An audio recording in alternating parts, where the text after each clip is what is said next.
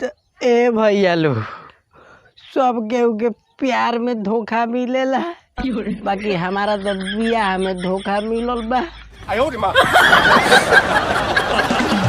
अरे बाप रे बाप, सपना रहे कि बियाह होइत काजल राघवानी से।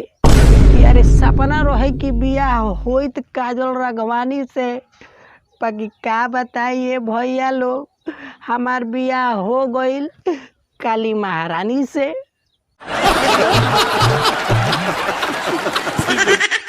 अपना मेहरारू के रूप देख के बुझाला कि हमारा सपना पर कुकुर मुत के भाग गईल।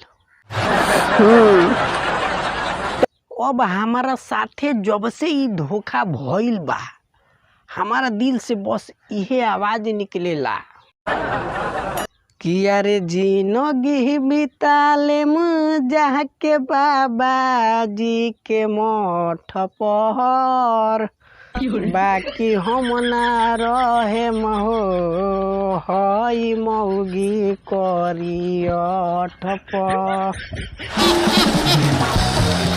हाँ तो ये भैया लोग, हम एकदम सोच लेले बानी कि कौनो मठ पर जाके बाबा राम रहीम के चेला बन जाए, बाकी वही करिया मेहरारू पर हम ना रहे।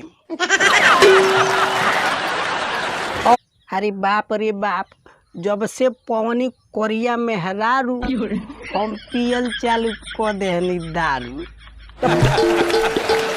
काहे से कि बिना पियले अपना रूपवती मेहरारू के रूप देखे के हिम्मत ना करेला।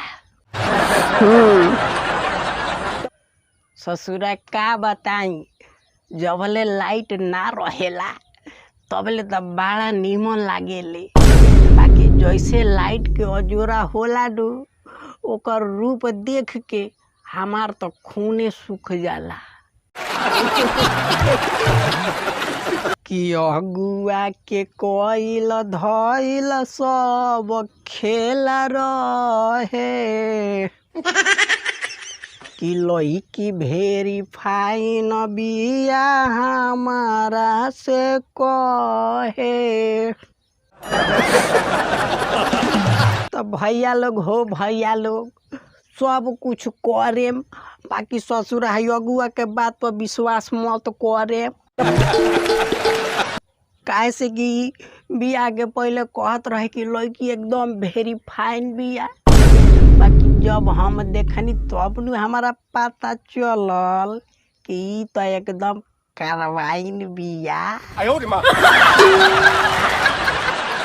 हाँ मने कोयला के फैक्ट्री एक तरफ आई मेहरारू एक तरफ, तब वो ससुरा बीसे पड़ जाले।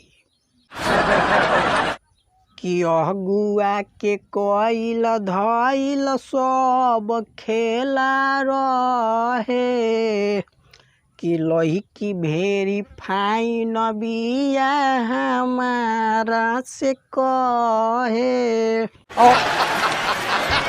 कि हम डहरे शादी कोइल हनी बाबूजी के लठ पर, बाकी हम ना रहे महो हई मौगी करियठ पर। अरे दादा रे दादा, अपना बाबूजी के जिद पर हम जाके बियाह क लेहनी। हमार तनिको मन ना रहे, लेकिन बाबूजी के लठिया देख के नु जीवा डेरा गईल। राघवानी के सपना सपने रह गईल, आ करिया मेहरारू से बियाह हो गईल।